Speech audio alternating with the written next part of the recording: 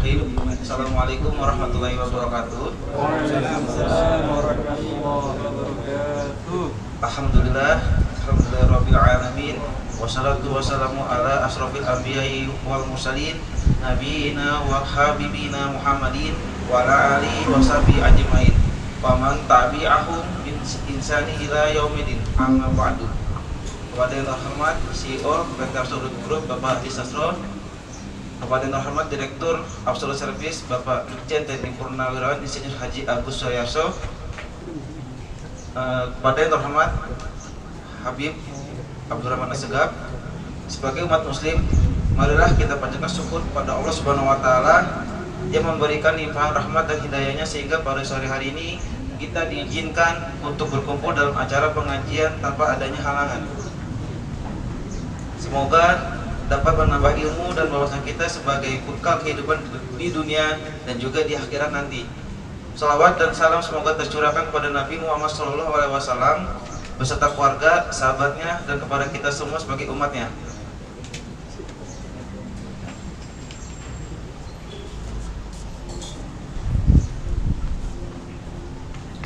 Hadirin yang saya hormati, saya selaku pembawa acara izinkan untuk membacakan susunan acara pada pengajian sore hari ini.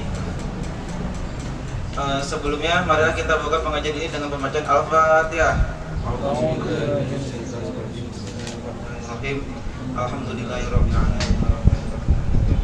Iyyaka na'budu wa iyyaka nasta'in. Kita berlanjut ke acara yang inti kita, yaitu yang kedua, tausiah yang akan disampaikan oleh Habib Abdurrahman Assegaf. Tausiah yang akan disampaikan oleh Habib adalah hadis ke-14, kapankah darah seorang muslim menjadi halal, dari kitab hadis Arba'in. Untuk Habib, waktu dan tempat dipersilakan.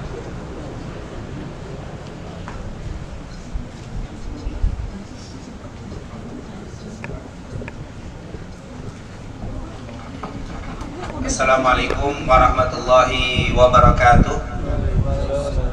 Alhamdulillah wassalatu wassalam ala Rasulillah wa ala alihi wa man wala amma ba'd. Segala puja dan puji kepada Allah, salawat serta salam kepada Nabi Muhammad sallallahu alaihi wasallam, para keluarga, sahabat tabi'in, serta seluruh umat yang selalu beristiqomah mengikuti sunnah-sunnahnya hingga yaumul qiyamah. Alhamdulillah, setelah kita mendirikan sholat asar secara berjamaah, semoga apa yang telah kita lakukan semua diterima oleh Allah Subhanahu wa taala. Amin ya rabbal alamin. Kembali pada kesempatan yang sangat mulia ini di tempat yang sangat kita cintai dan semoga penuh dengan rahmat dan berkah dari Allah Subhanahu wa taala, kita akan melanjutkan pembahasan kita, kajian kita dari kitab Arba'in Nawawiyah yang saat ini sudah memasuki hadis ke-14 tentang keharaman darah seorang muslim, kecuali di beberapa perkara diperbolehkan untuk ditumpahkan. Di sini dikatakan qala al-mu'allif rahimahullah wa nafa'ani bi fid dharain amin. Ani bin Abbas, ani bin Mas'ud radhiyallahu anhu qala Rasulullah sallallahu alaihi wasallam la yahillu dam imri'in muslimin illa bi ihda thalath al-thayyib zani wan nafsu bin nafsi wat tariku lidini al-mufariqu lil jamaah. Rawahu al-Imam al-Bukhari wa Muslim. Dikatakan di situ Ibnu Mas'ud, dari Ibnu Mas'ud. Ibnu Mas'ud ini maksudnya adalah Abdullah ibn Mas'ud.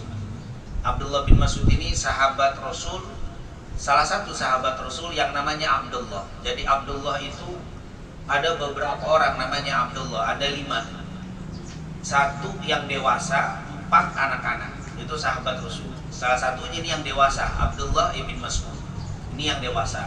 Yang anak-anak misalkan Abdullah bin Umar, Abdullah bin Umar bin Khattab, ada Abdullah ibn Abbas, ada Abdullah ibn Amr ibn al-As, ada Abdullah ibn Zubair. Nah ini Abdullah ada beberapa orang di masa Rasulullah SAW, tapi semuanya kecil, semuanya masih muda. Yang ini yang paling tua, Abdullah ibn Mas'ud. Dan Abdullah ibn Mas'ud ini meninggal 32 Hijriah, yaitu pada tahun 32 Hijriah beliau meninggal, dan beliau meriwayatkan beberapa hadis. Di antaranya dia mengatakan di dalam hadis ini, qala Rasulullah sallallahu alaihi wasallam, Rasulullah sallallahu alaihi wasallam telah bersabda, la yahillu damimri'im muslimin illa bi ihda thalathin. La yahillu, tidak halal, artinya haram ya, tidak halal berarti haram. Apa? Damumri'im muslimin, darah seorang muslim untuk ditumpahkan. Jadi haram kita menumpahkan darah seorang muslim. Artinya apa nih? Dibunuh. Darah seorang muslim diharamkan untuk kita tumpahkan. Maksudnya tidak boleh dibunuh seorang muslim, seorang muslimah.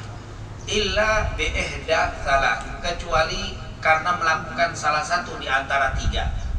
Jadi orang yang melakukan pembunuhan karena salah satu di antara tiga alasan ini tidak dosa. Jadi membunuh seorang muslim apapun alasannya tidak boleh. Karena dia berbeda madhab, nggak boleh dibunuh. Karena berbeda manhaj ini urusan akidah, beda, nggak boleh dibunuh. Bahkan orang kafir pun tidak boleh ditumpahkan darahnya. Apalagi seorang muslim, tidak diperbolehkan untuk ditumpahkan darah mereka kecuali dengan tiga atau salah satu di antara tiga. Kalau mereka melakukan salah satu di antara tiga ini, membunuhnya tidak dosa. Apa? Yang pertama di situ sebutkan al-thayyib az-zani. Al-thayyib seorang janda, az-zani yang melakukan perbuatan zina. Jadi itu tidak dosa dihukum. Nah, kenapa? Karena dia sudah janda. Arti janda di sini orang yang sudah pernah nikah atau sudah masih dalam hubungan suami istri, artinya masih punya suami atau punya istri. Ini namanya al-thayyib. Orang yang sudah menikah lalu melakukan perbuatan zina, maka hukumnya adalah dirajam. Dirajam itu setengah badannya dimasukkan ke tanah, kemudian dilempari batu sampai mati. Itu apa? Zina. Bagi yang sudah berkeluarga, artinya orang ini sudah pernah nikah terus zina, itu dirajam sampai mati. Atau masih status istri atau suami orang, zina, kena lagi. Tapi kalau belum nikah, belum pernah menikah, zina, dipukul 100 kali, lalu dipenjara 1 tahun. Nah, ini adalah hukuman yang belum nikah. Tapi kalau yang sudah nikah dihukum sampai mati, disebut dengan rajam. Beda dengan membunuh, enggak dipotong palanya. Kalau ini dilempari batu, orang yang berzina. Dan orang yang ikut melempari batu nggak dosa. Padahal kita lempari batu, kita sambit, kena kepalanya, keluar darah, nggak dosa gitu. Mengeluarkan darah seorang muslim nggak dosa. Kenapa? Karena dia telah melakukan perbuatan zina. Itu disebut rajam. Nah ini, saat bagaimana kalau yang zina perempuannya belum nikah, lakinya pernah nikah? Yang laki dirajam sampai mati, perempuannya dipukul 100 dan dipenjara setahun atau diasingkan setahun. Ini adalah hukuman rajam. Jadi kata Rasul, haram kita menumpahkan darah kecuali kalau dia zina. Lalu ditetapkan hukum, lalu kita ikut melempar batu, ikut nyambit, berdarah, nggak dosa gitu.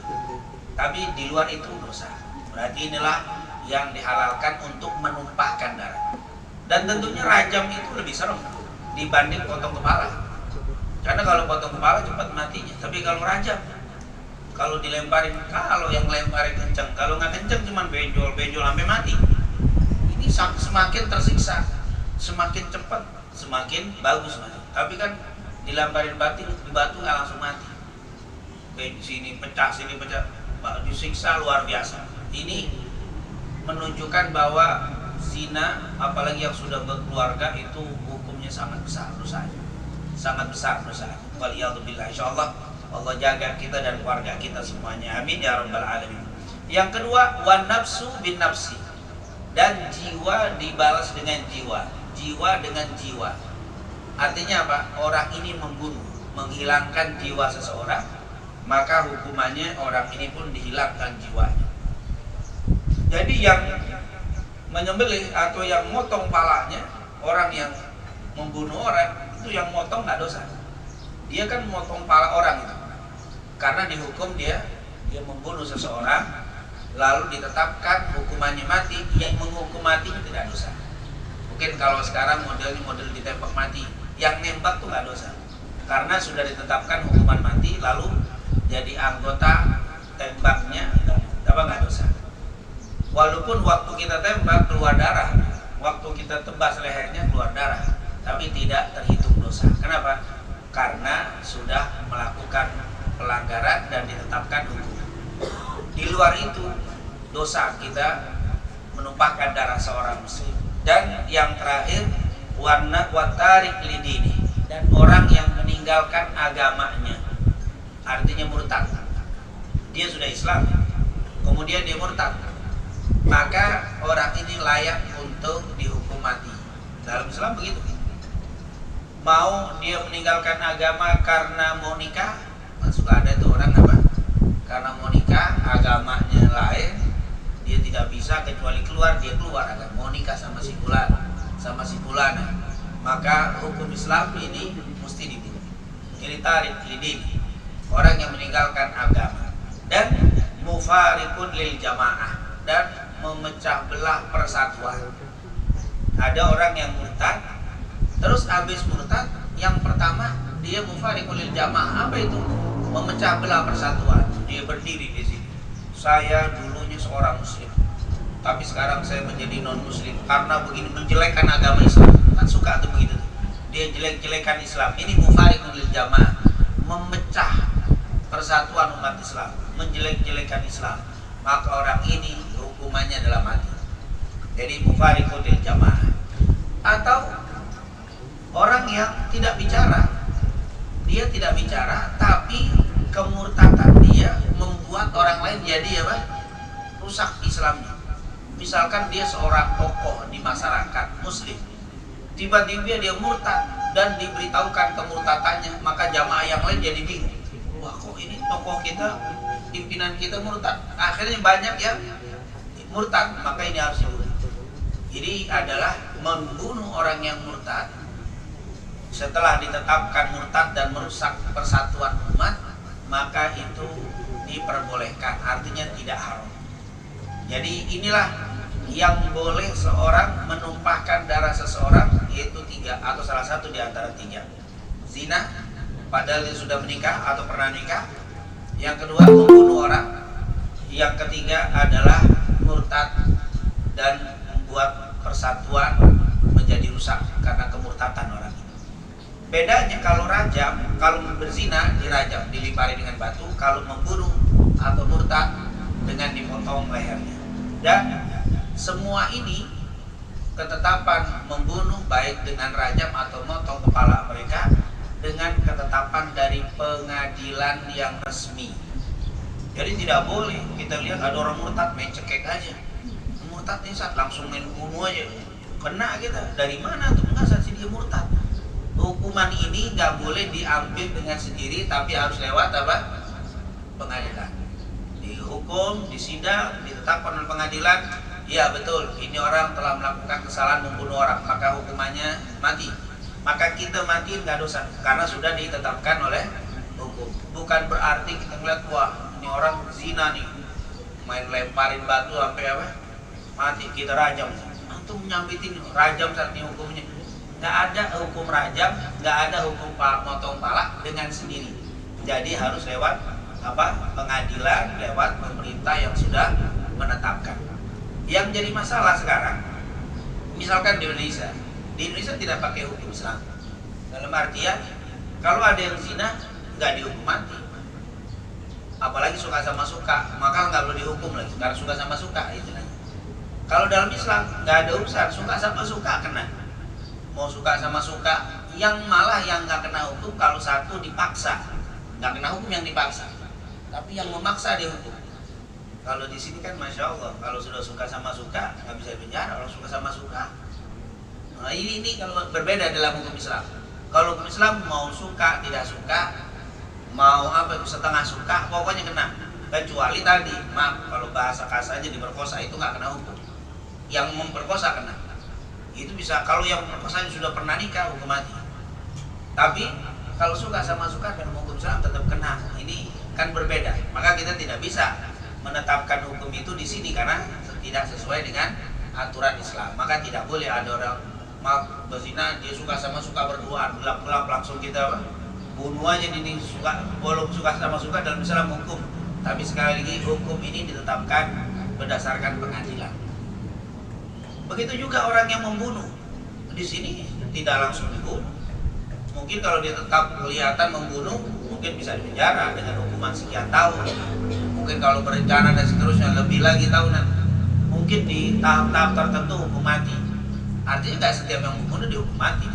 Kalau hukum Islam, mau dia berencana, tidak berencana, kecuali tidak sengaja, itu tidak hukum mati.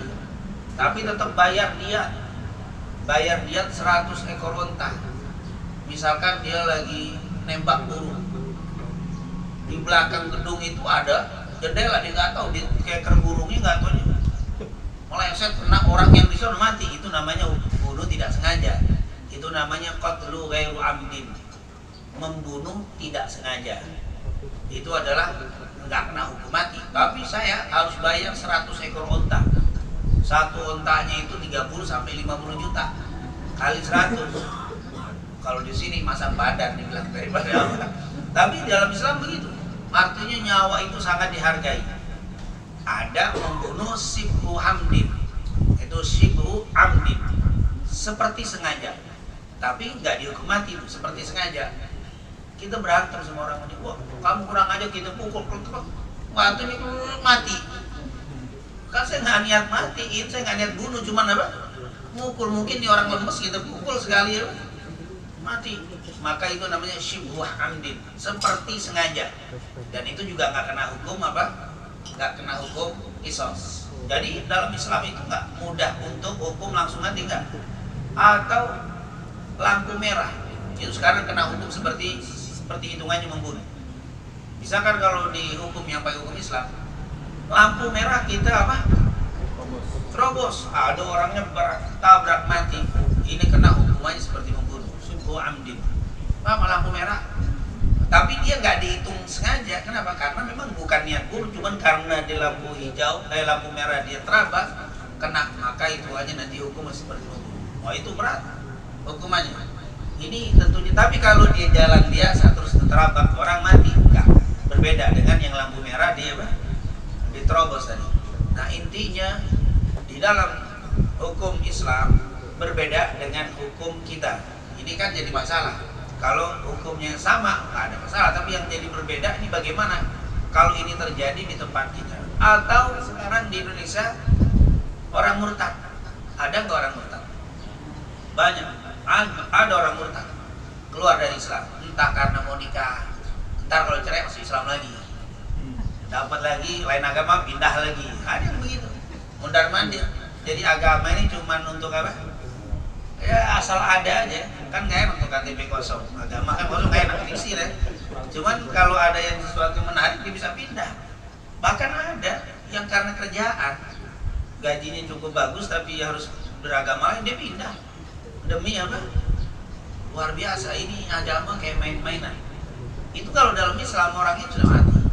Tapi di negara kita kan nggak boleh, karena tidak ada hukum Islam di sini. Jadi kalau pindah agama, mau pindah satu hari 2 kali nggak apa-apa, kayak minum kopi, pagi pindah Islam, sore jadi non Muslim, pagi pindah lagi. Ini main-main nggak, di sini nggak ada hukum mati. Bermain-main hatta jangan bebas sebebas-bebasnya. Bahkan ada yang Pak agamanya apa? Dia lihat situasi lah. Agama lihat situasi. Kalau Natal ikut, kalau Lebaran Idul Fitri ikut juga, terus Lebaran apa lagi ikut, semua ikut. Atau di mana yang enak, yang model ini tetap dalam negara bisa nggak bisa dibunuh. Karena ini bukan hukum Islam, itu ternyata beda. Nah, kita yang hidup di Indonesia ini bagaimana kalau begini? Berarti kita Muslim yang di Indonesia tidak boleh pakai hukum Al-Quran dalam bab ini. Jangan tiba-tiba saya di Indonesia, tapi kalau ada yang zina saya tahu, saya rajam dia. Wah, antum nggak bisa pakai hukum apa? Karena antum di negara Indonesia tidak boleh pakai hukum Islam. Saya kalau ada yang bunuh orang, saya bunuh langsung. Dalilnya, damu mri'in muslimin itu la yahillu damu mri'in muslimin illa bi ihda thalath. Kata Rasul, tidak boleh menumpahkan darah seorang muslim kecuali salah satu di antara 3. Salah satu membunuh. Kalau membunuh saya bunuh dia. Salah. karena hukum Islam dipakai di tempat yang tidak memakai hukum Islam. Karena hukum ini berlaku kalau menggunakan hukum Islam. Murtad, ada orang keluar agama Islam langsung kita bunuh, tidak boleh, kita yang dosa. Kenapa? Karena tidak memakai hukum Islam di negara kita, maka jangan menggunakan hukum itu. Lalu bagaimana kalau orang mau habis zina supaya taubat misalkan? Kenapa? Karena sebenarnya orang yang zina lalu dirajam, itu dengan rajam dosanya habis. Jadi orang berzina nih, yang sudah nikah dia berzina terus ketangkep, diadili oleh sidang, lalu ditetapkan dirajam, dilempari batu sampai mati.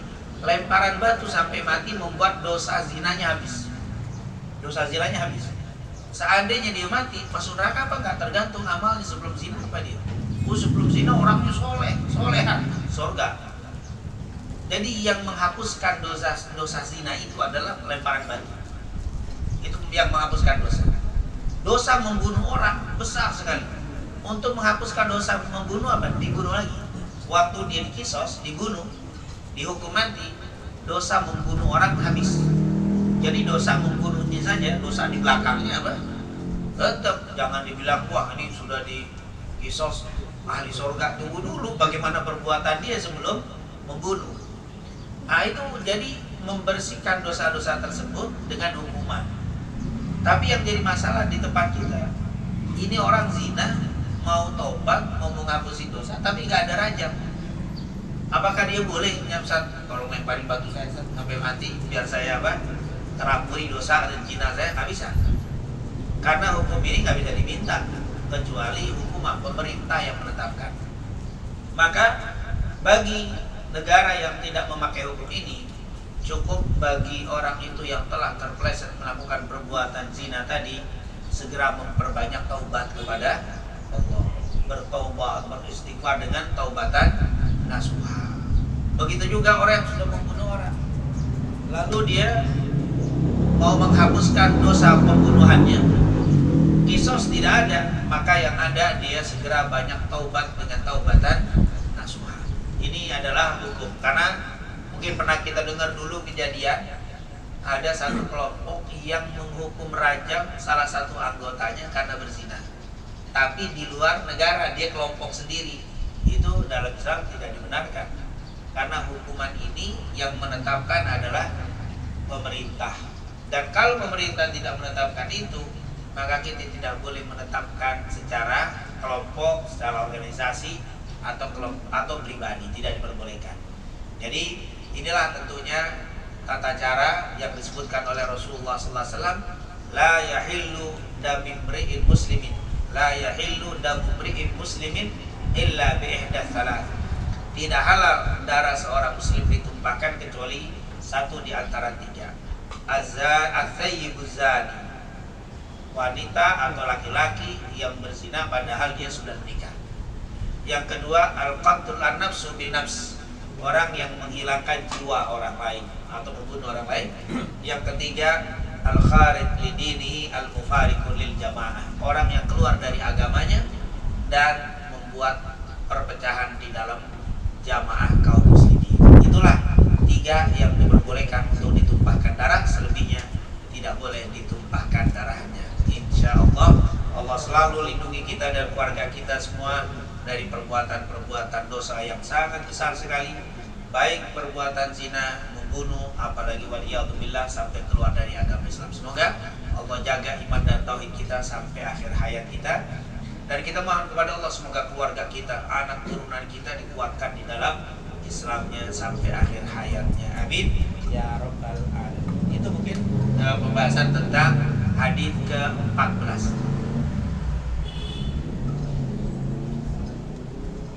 Oke, baik. Terima kasih Habib atas penjelasannya. Dari Madian ada pertanyaan? Rizky. Oke. Baik, Assalamualaikum warahmatullahi wabarakatuh. Waalaikumsalam warahmatullahi wabarakatuh. Habib, ini terkait nomor 2 Habib, yang pembunuhan anak pembunuh. Apakah bisa dikiaskan gitu ya, bandar narkoba gitu. Bandar narkoba karena secara langsung dia tidak membunuh, tapi secara nggak langsung dia bisa membunuh orang tersebut, si pemakai-pemakainya, sehingga bisa menjadi overdosis dan susah sehingga akhirnya terbunuh. Nah, itu bagaimana itu Mas? Assalamualaikum warahmatullahi wabarakatuh. Waalaikumsalam warahmatullahi wabarakatuh. Nah, ini tentunya ada hukum dalam Islam namanya tahdzir atau tahzir ya. Tahzir ini apa sih? Memberikan hukum di luar daripada hukum-hukum yang sudah ditetapkan. Nah, ini jadi ulama nanti ada ketetapan hukum di luar daripada hukum yang sudah ditetapkan dalam Islam. Baik hukum itu karena kurang dari kadar yang sudah disebutkan atau lebih dari kadar yang sudah disebutkan. Misalkan ada orang mengambil sepatu, orang ngambil sepatu, itu hukumannya apa? Di dalam Al-Quran, dalam hadis nggak ada.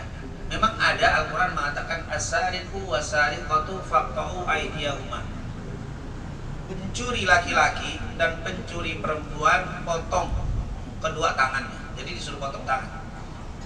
Tapi di dalam potong tangan itu ada syarat-syarat yang harus dipenuhi untuk dipotong tangannya. Salah satunya orang ini tidak miskin dan mampu untuk hidup tanpa mencuri. Jadi kalau orang miskin itu tunggu dulu, ini orang miskin. Satu. Yang kedua, dia sudah ikhtiar berusaha, sementara dia nggak dapat. Dia ngutang ke sana kemari nggak dapat, sementara anaknya kelaparan. Dia kalau mencuri nggak bisa dipotong tangan. Karena apa?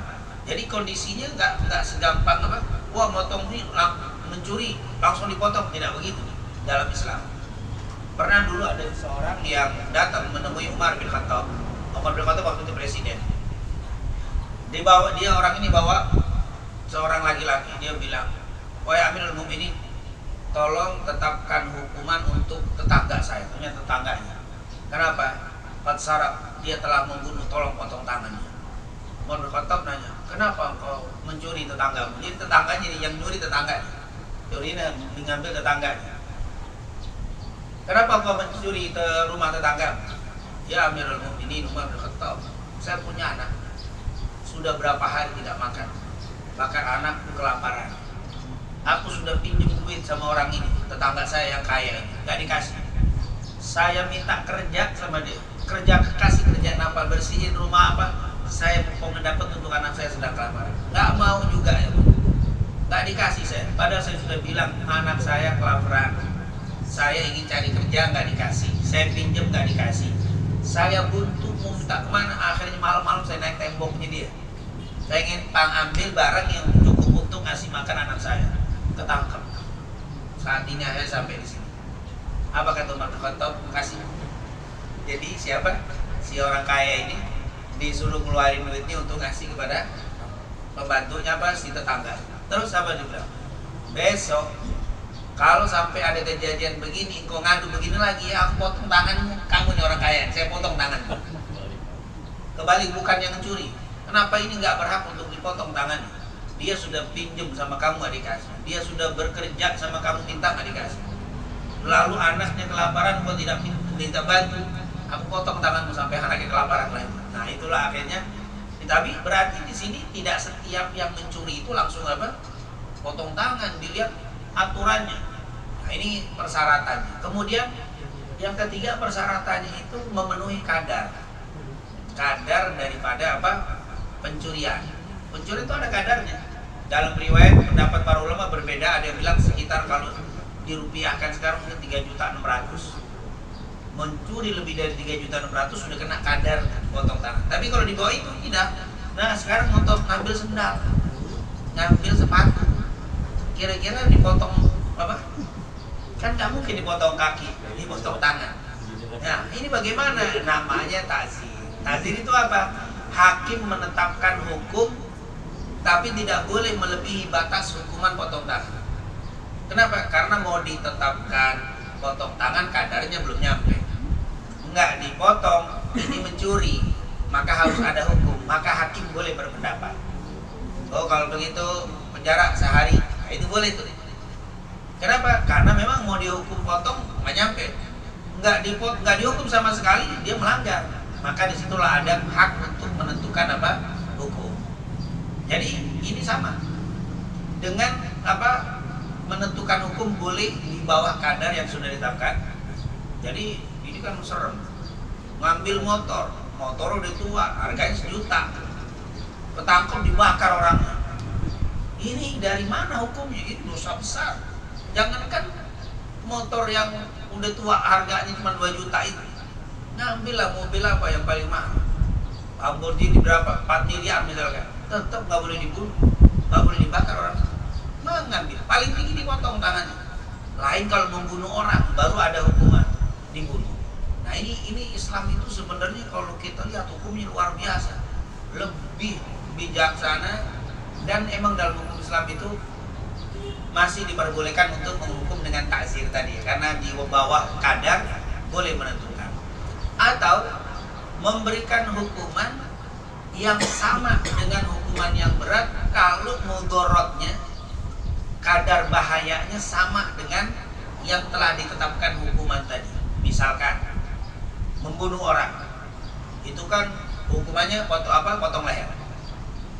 Sekarang ada narkoba ini, bandarnya jual narkoba yang ternyata dengan narkoba itu bisa menghilangkan nyawa orang, bahkan lebih dahsyat daripada membunuh.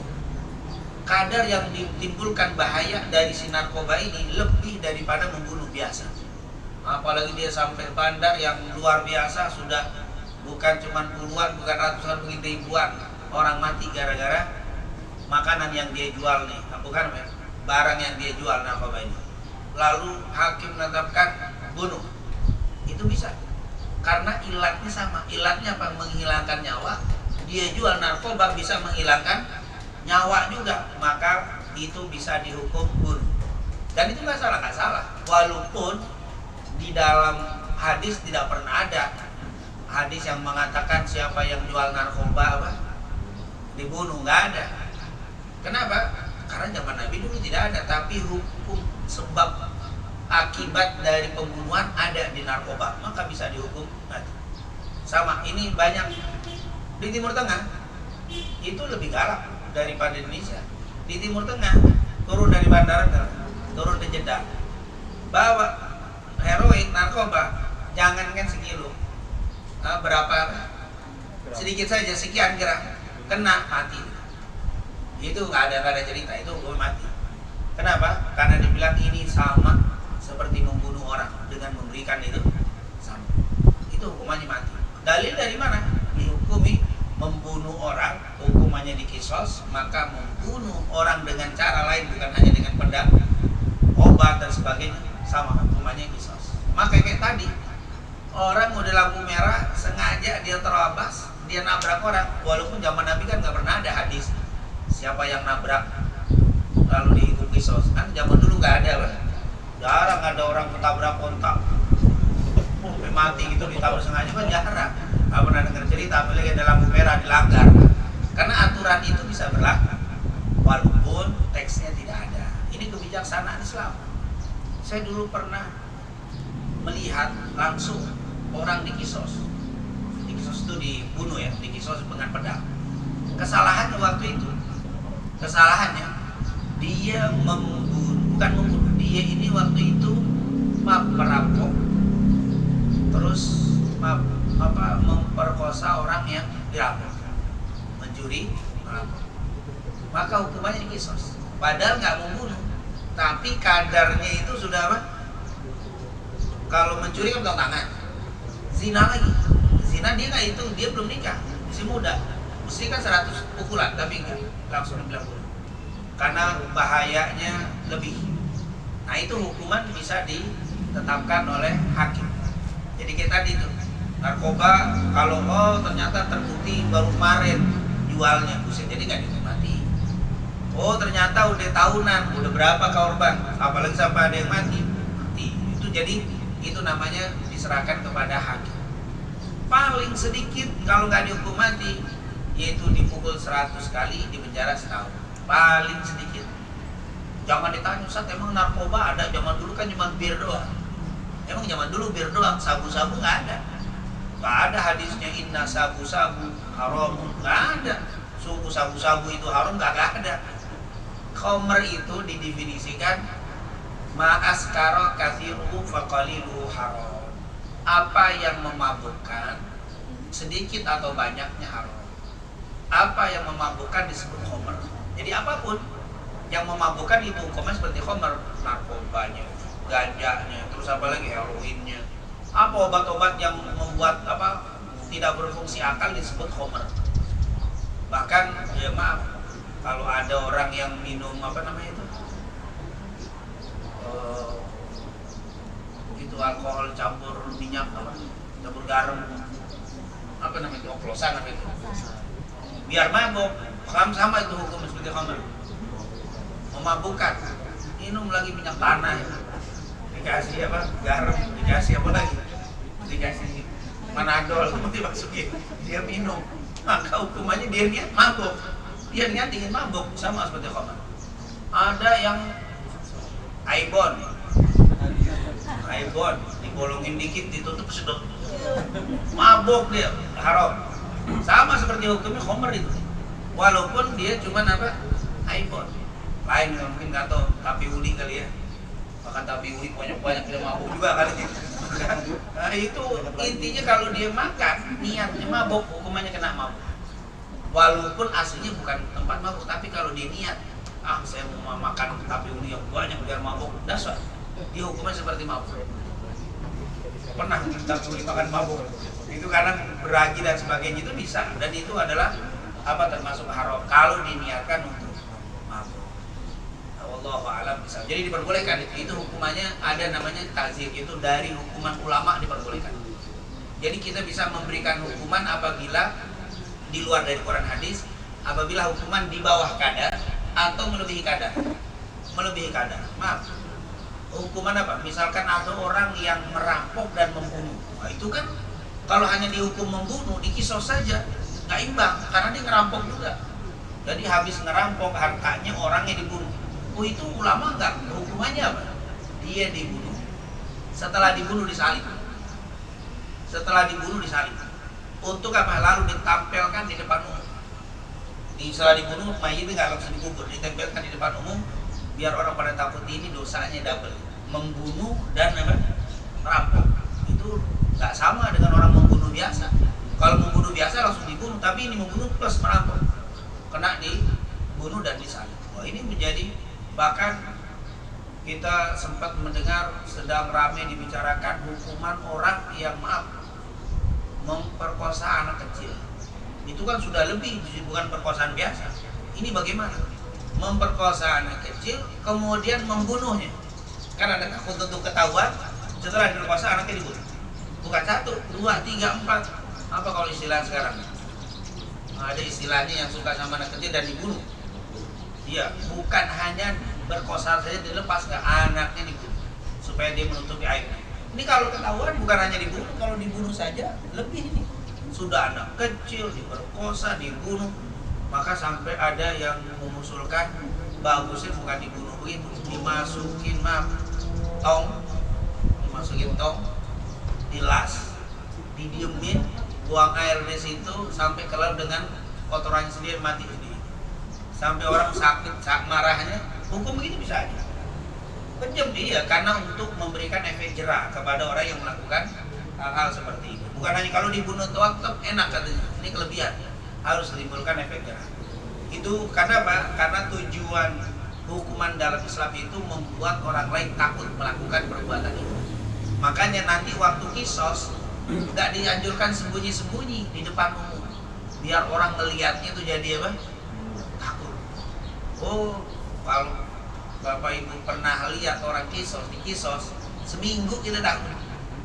Takutnya apa? Ngilu nih, tiba-tiba ada yang nuduh saya bunuh, serem aja bawahnya. Karena kita lihat betul orang itu dipotong palanya di depan kita, mau bunuh orang dipikir langsung. Oh, itu kalau orang yang ada rasa takutnya. Dan itu tujuan. Jadi Islam itu memberikan hukum bukan untuk menyusahkan orang, tapi untuk menjaga orang lain, keselamatan orang lain, dan supaya orang ini tidak mudah melakukan pelanggaran. Makanya inna fil qisasi hayatun, sesungguhnya di dalam kisos itu ada kehidupan. Jadi Jadi kehidupan untuk orang lain menjadi aman. Nah, wallahu a'lam. Oke, Habib, terima kasih atas penjelasannya. Selanjutnya apakah ada pertanyaan lagi? Oke, Mbak Cynthia, persilakan. Assalamualaikum warahmatullahi wabarakatuh, Habib. Waalaikumsalam warahmatullahi wabarakatuh. Saya mau tanya, menurut Islam, apakah ayah biologis wajib menafkahi anak dari hasil hubungan di luar nikah? Terima kasih. Assalamualaikum warahmatullahi wabarakatuh. Waalaikumsalam warahmatullahi wabarakatuh. Iya, memang ini masalah. Ketika orang nikah, punya anak di luar nikah. Jadi kasusnya kan orang hamil atau nikah itu ada modelnya dua. Dia menikahi seorang wanita yang sudah dihamili lebih dulu. Itu kan ada kasus pertama. Ada orang yang menikahi orang sudah hamil, bukan dia yang melakukannya. Itu orang lain. Jadi kan bisa jadi dia yang menikahi dan dia menghubungi melakukan sebelumnya, ada bukan. Nah, sebenarnya kalau ditanya apakah ada hadis atau pernah kejadian di masa Rasul seperti itu, tidak pernah ada. Karena ketika orang itu berhubungan sama seorang wanita, terus ketahuan nggak disuruh nikah zaman dulu, diapain? Hukum. Kalau memang ini dua-duanya gadis dan belum nikah, dia kalau laki penjaka, dipukul dua-duanya 100 kali pukulan cambukan, lalu dipenjara setahun. Jadi bukan dinikahi, itu zaman dulu. Makanya tidak pernah terjadi. Kalau zaman sekarang kan dilanjutin. Makanya jangan nanya Ustaz, dalilnya zaman dulu ada, nggak ada zaman dulu. Kalau kayak kejadian begini selesai, nggak mungkin nikah, udah pasti ya hukum apa lagi? Yang pernah berhubungan ini sudah menikah, ya sudah janda sama duda, mati dua-duanya. Nggak ada dilanjutkan dengan pernikahan. Itu jadi ini tidak pernah terjadi di zaman. Tapi di zaman sekarang kan, apalagi di sini kan tidak ada hukum kisos, tidak hukum rajam, maka sering terjadi, bukan sering ya, ada yang terjadi pernikahan setelah dia nikah, sebelum nikah dia sudah berhubungan lebih dulu, terus dilanjutkan di jenjang pernikahan. Lalu bagaimana ini kasus seperti ini? Jadi sekali lagi jangan nanya zaman Nabi pernah nggak? Nggak pernah. Kalau zaman Nabi kalau terjadi itu beres, nggak usah puyeng, langsung selesai. Nah, ini tapi zaman sekarang pusing nih, Ustaz, banyak puyeng. Puyeng kemana? Ini cari dalil kemana ini nikah setelah dalam keadaan hamil ya? Nah, ini nikah dalam keadaan hamil. Apakah sah atau tidak pernikahannya? Yang pertama dari segi hukum nikahnya. Menurut sebagian ulama, ada yang mengatakan jumhur ulama ahli sunnah sah. Banyak ulama ahli sunnah bilang sah. Yang penting kan syarat nikahnya terpenuhi. Ada pengantin laki dan perempuan, ada wali, ada saksi, ada ijab kabul, ada mahar.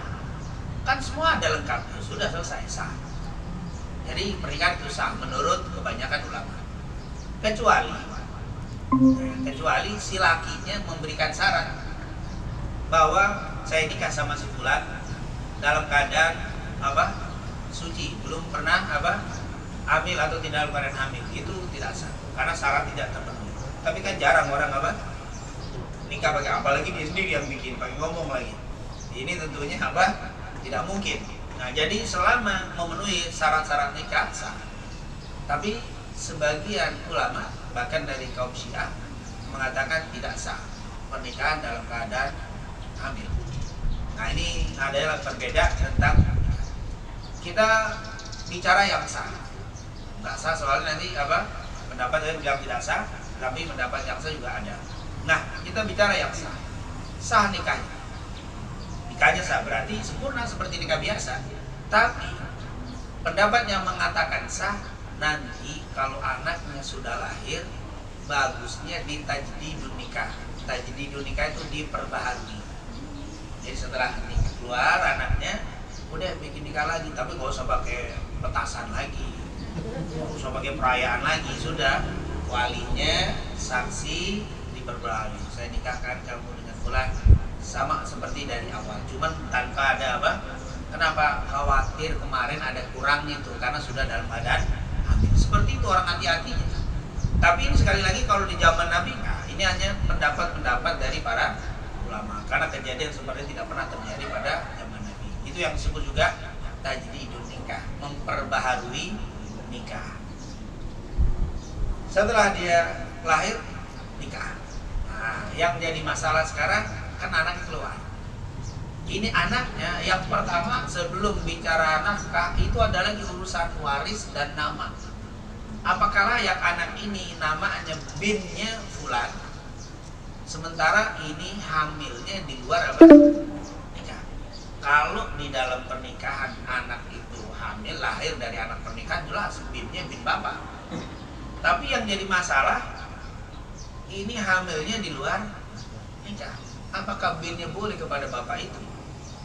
Maka kata para ulama, kalau memang bapaknya itu yang menghamili sebelum pernikahan, boleh saja pakai nama bin fulan, bin si bapak. Kenapa? Karena yang menghamili dia juga, maka bisa mengambil bin. Tapi kalau yang menghamili bukan dia, orang lain, dia hanya menutupi untuk jadi apa? Atau mungkin kan ada juga yang menutupi karena kesian, tutupin. Yang hamilin udah ngilang. Atau mungkin emang dengan cinta banget, mau diamin mau belum amin, bukan saya mau, itu ada juga yang begitu tuh. Saking apa? Saking nikah, saking cintanya jadi nih. Maka anaknya disebutkan kepada tak boleh. Anaknya disebutnya kepada apa? Bin bapak yang menghamili, karena itu benihnya anak si bapak. Ini masalah kalau bukan yang ngambil. Tapi kalau yang ngambilin dia juga disebutkan.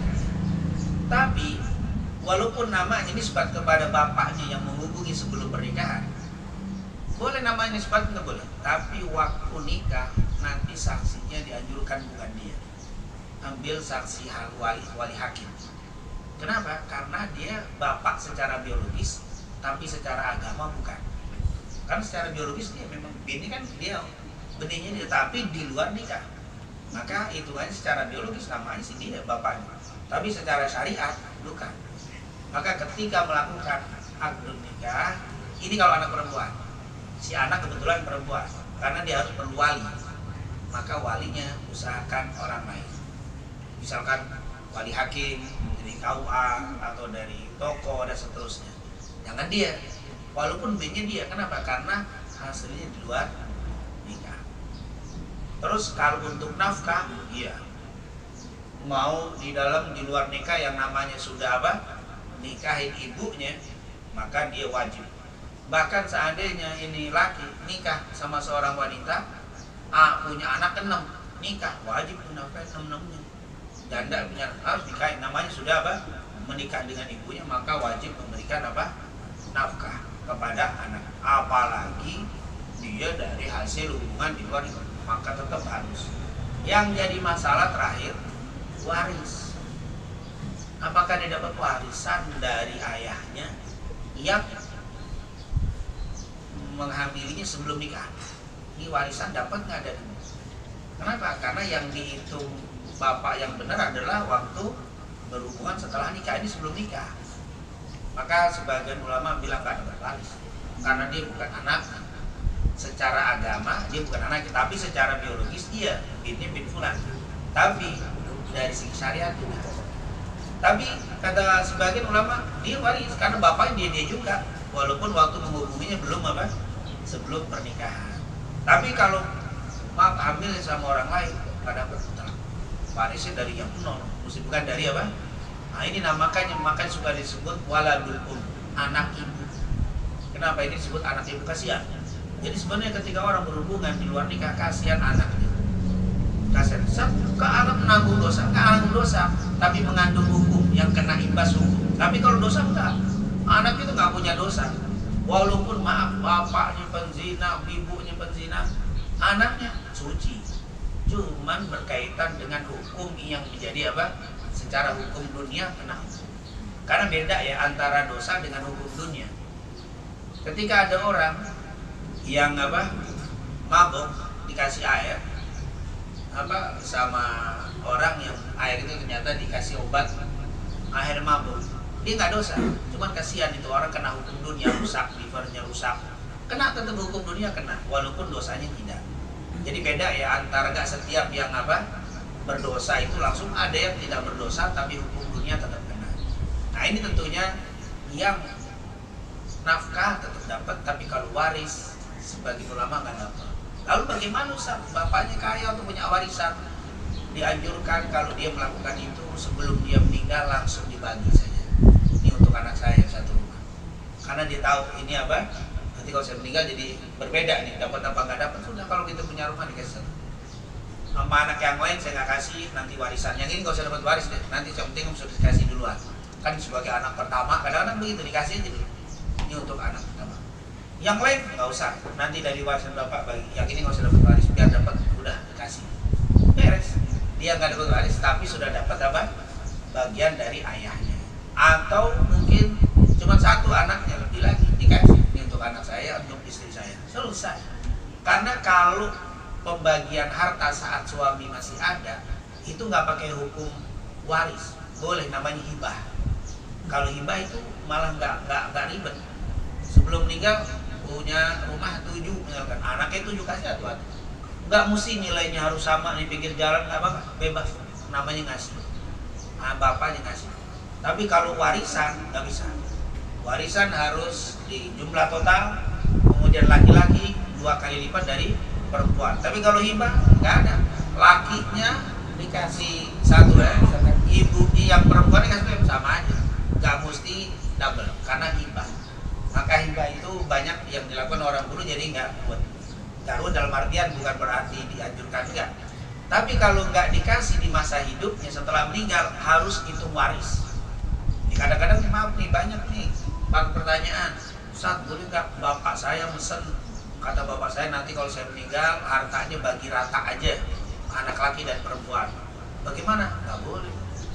Pesan Al-Quran, lidzakari mithlu hadzil unthayain, bagi laki-laki 2 kali lipat dari perempuan. Terus bapaknya mesen, jangan dikalahkan Quran dengan pesan orang tua. Jadi bagaimana? Tetap harus dibagi laki-laki 2 kali lipat.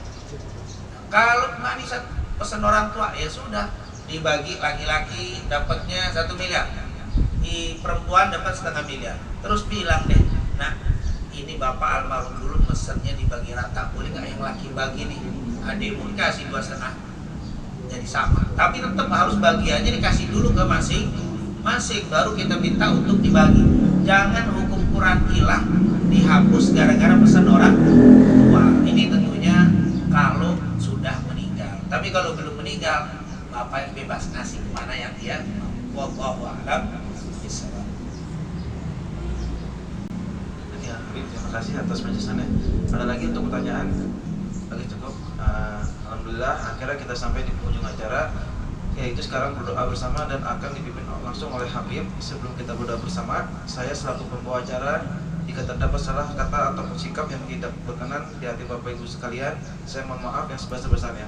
Kepada Habib untuk memimpin doa bersama, kami persilakan. Baik, kita mohon kepada Allah SWT, semoga di kesempatan pertemuan yang mulia ini Allah kabulkan hajat-hajat kita, Allah mudahkan segala urusan kita, Allah ampuni segala dosa dan kekurangan kita semuanya, amin ya rabbal alamin. Rabbana taqabbal minna innaka antas samiul alim wa tub alaina innaka antat tawwabur rahim. Allahumma inna nas'aluka ilman nafi'an wa rizqan thayyiban wa amalan salihan maqbula. Rabbana atina fid dunya hasanah wa fil akhirati hasanah wa qina adzabannar. Wa sallallahu ala sayyidina Muhammadin wa ala alihi wa sahbihi wasallam walhamdulillahi rabbil alamin. Assalamualaikum warahmatullahi wabarakatuh. Waalaikumsalam warahmatullahi wabarakatuh. Sebagai penutup acara pada pengajian sore hari ini, marilah kita membaca doa kafaratul majelis. Subhanallah wa bihamdika asyhadu an la ilaha illa anta astaghfiruka wa atubu ilaik. Wassalamualaikum warahmatullahi wabarakatuh.